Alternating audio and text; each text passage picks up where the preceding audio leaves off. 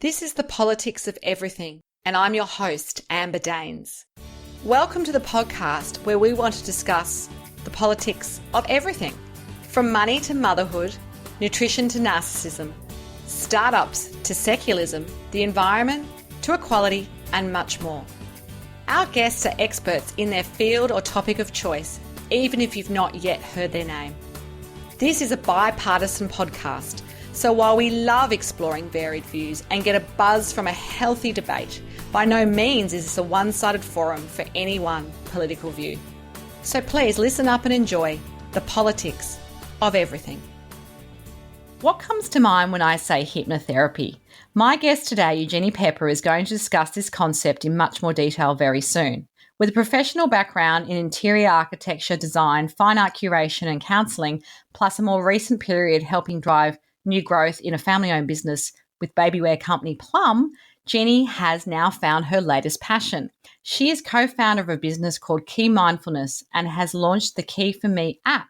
As part of this practice, Genie and her business partner Rosemary use hypnotherapy as one of the techniques to achieve health and wellbeing goals. Welcome to the podcast, Eugenie. Well, thank you very much, Amber, for having me today. So I know your backstory, but for those of us who don't, what was your early career like? What did you do and how did you get into it? Well, I have done many different things. When I first finished high school, the first thing I did was study design at UTS, and I studied interiors and textile design while I was there. After that, I set up my first business at 25. I co-owned a design business and had an art gallery called Astro, and I did that for a few years. After that, I moved to New York, where I worked in an art gallery in Tribeca, and I also collaborated with the Australian consulate over there, and I organised some art exhibitions, Wow. Australian artists, which was really fun. Amazing. And I still actually represent several artists, and my family home doubles as a gallery. So I've got a lot of things sort of on the go still. For the last sort of 8 or 9 years, I was working with my husband. We had the family business, which he mentioned, Plum, which was produced baby wear and baby sleep bags and baby swaddles. And more recently, since we sold the major shareholding in the business, I've taken on a new venture. My husband stayed on in the business, but this is where I sort of got involved with Rosemary and started Key Mindfulness and developed the Key for Me app. So that's where I'm at now. It's an incredible journey. So for those of us who are not really familiar, what is hypnotherapy and how can you even learn to teach it? Like, how have you got equipped to understand what to do? Okay, well, I've actually done a course. You can do courses to learn how to do it. But really, it's not some woo-woo thing. It's a state of deep relaxation. So hypnosis allows for people to make change on a subconscious level. And while you're under hypnosis, you can reprogram your beliefs. And it works simply by when you're in that very relaxed state, it allows for increased suggestibility. So it's nothing more than a feeling of meditation. It's a very normal feeling. It's the feeling you might have before you doze off to sleep. And I tell my clients, don't expect to feel like you're hypnotized. Just expect to feel very relaxed. And all clients are different. Some go very, very deep, but others have a full state of awareness. So they're never, they're aware of my voice. They're aware of what's happening at all times. And no matter how deep you go, you're still in control all the time. So, and hypnosis is not something that's done to you. It's a process that you're guided through. So, yeah, anyone can be hypnotized.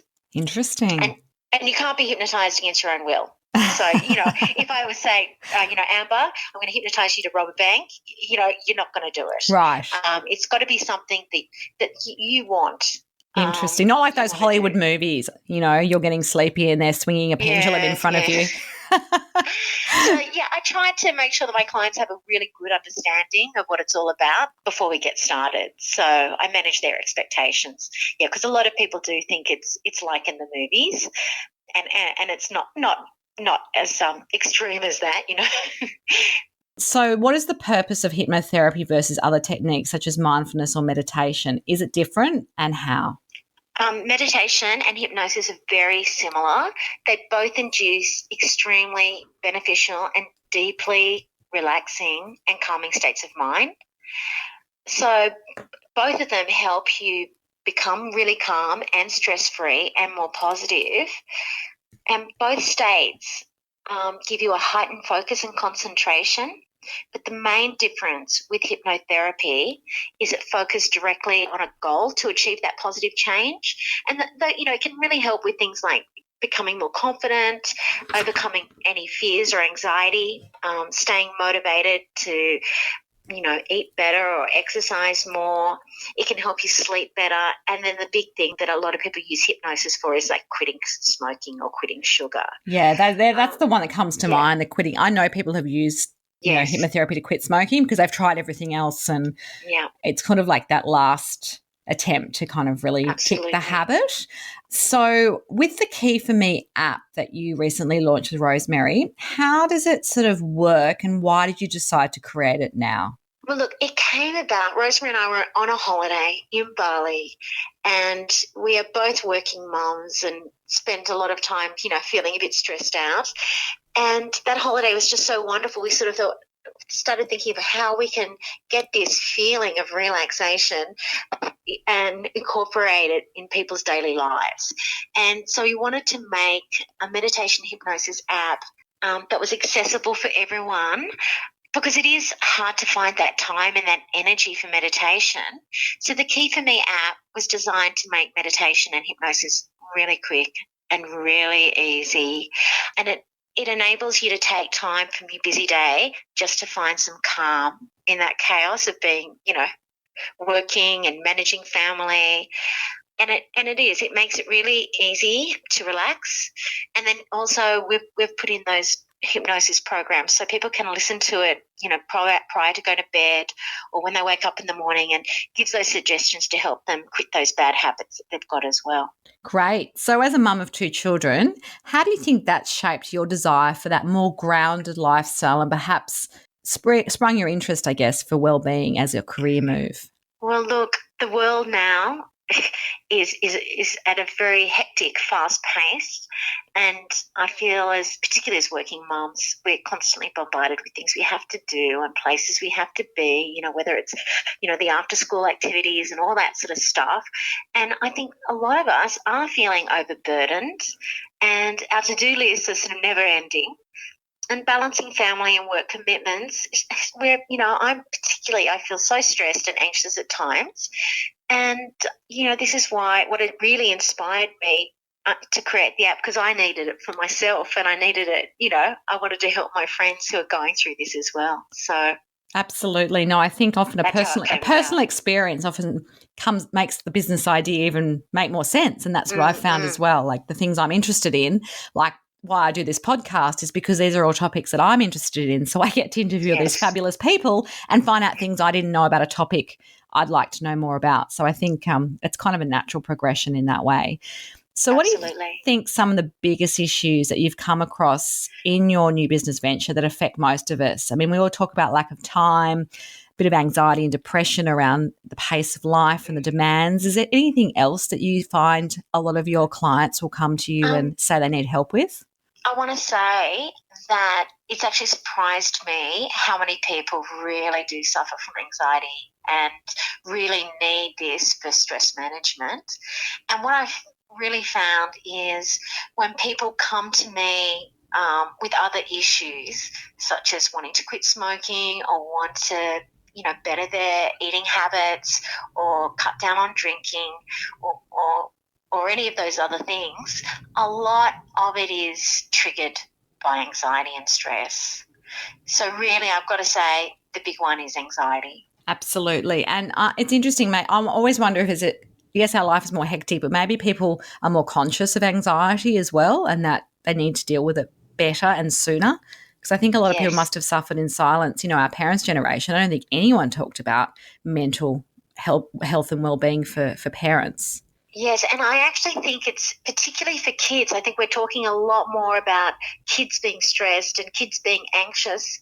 And I don't know whether it's a new thing. I actually think the kids were probably, just the amounts were probably just the same. It's just back then when we were young, it was like just you had to get on with it, move on with it, and, just deal with it, really. I know. And I think that's we're much more interesting. sensitive to mental health now. And that's probably a good thing. I mean, maybe if they know how to deal with it, our kids, when they're young, when they get to our age, it won't be quite so hard because I have all those tools, which I would have loved in my 20s. I can tell you that, when it felt like Absolutely. work and everything was overwhelming. So if you teach someone just one aspect of hypnotherapy, what would it be and why? Like, could you give us an example of how it's powerful and what someone can expect if they book in a session with you? Well, hypnotherapy can transform you into a calm and more well-balanced person. It just can take that edge off your stress. And once you change that, your whole attitude to life can become more positive and happier. So particularly with hypnosis, it's that learning that, those relaxation techniques, focusing on your breathing, and doing a body scan and the mindful aspects of hypnotherapy. So that can be all taught and experienced. And is that something people would do over multiple sessions? I mean, how do you operate the business? Look, it depends. It depends on the issue. So for something like quit smoking, when someone's really determined, quite often it just takes one session. If someone's got, worries or anxiety or relationship problems, that can take, a longer time. So it really depends on the individual. That's interesting. Have you used it on has anyone done it on you, and have you found that experience as being the patient? Oh, look, yes. I actually first did hypnotherapy when I was doing the HSC, and I was really, really stressed out, and I just said to my mum, I really want to try this hypnotherapy to help me with the stress of the exams. So I did it a long, long time ago when I was probably about 17 years old. So I had a thing for it, for a long time, and knew the benefits and knew how it can really help with the, managing stress. Absolutely. So it's sort of interesting that your career in that way has come full circle, and now this is part of what you do on a daily basis. So I love hearing how people's early interests and passions in their life often become the thing that they pursue at some point. Even though you've had success in other businesses, this sounds like it's the right time for you to be doing this kind of business as well. Yep, absolutely. So who's been your number one mentor in your life, and what have they taught you about true success? Amber, I've got to say, I can't think of, I've got to mention two mentors. Yes. Okay, sorry. That's okay. So when it comes to career-wise, I have to mention my dad has inspired me to get started in business early on. From a young age, he had always told me and my siblings we should work for ourselves and be entrepreneurial, and we all have. So I have to mention my dad, but also more recently my business partner, Rosemary, because Rosemary has inspired me to learn more about meditation.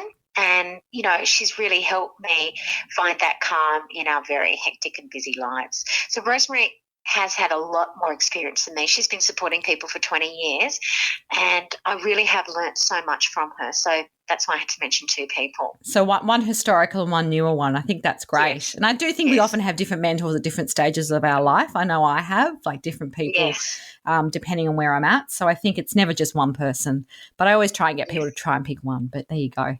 So just to wrap up, what would be your top 3 tips for anyone embracing the politics of hypnotherapy? If people want to get started, what would be the top 3 things you'd like them to know? Well, I just want to let them know that it's a really easy way to help you stick to your goals and change your habit. And it's also a very effective way to improve your health and wellness and to relieve anxiety. And also for those people suffering from insomnia, it's also a really excellent tool to help you sleep better. So they're the top 3 things. Well, it's been fabulous chatting to you today on the politics of everything. If you do want to contact Eugenie, there will be some details of her website and her connections on our show notes. Until next time, keep well. Thanks for listening today. If you've enjoyed the politics of everything, we thrive on feedback. So please add a short review and share the podcast with your network, your friends and family. I'm also always on the hunt for fabulous new guests. So if you've got a view to share and an idea how to get our listeners excited, please email me at amber@bespokecomms, that's BESPOKE comms.com.au, and we'll be sure to get back to you. Until next time.